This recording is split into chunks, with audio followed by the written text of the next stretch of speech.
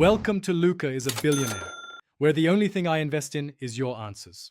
You start by confirming the metal type and thickness because bend method and springback depend on those properties.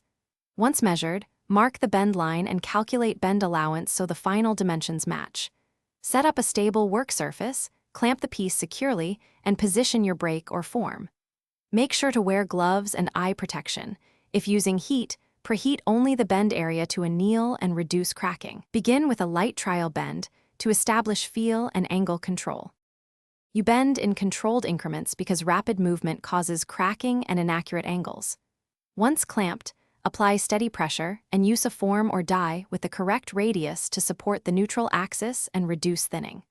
For thicker metals or high-strength alloys, heat the bend zone to anneal and make deformation uniform. Make sure to check the angle frequently with a gauge and compensate for springback by overbending a calculated amount. This keeps your final geometry within tolerance.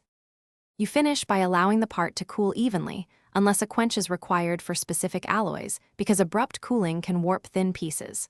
Once stable, file and deburr the bend area, then verify dimensions and angles against your template. If distortion shows up, heat the area and reshape gently. If you see cracking, stop and anneal to restore ductility.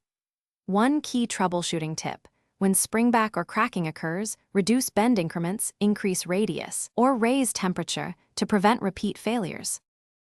Thanks for watching and please subscribe. It's the best investment you'll ever make.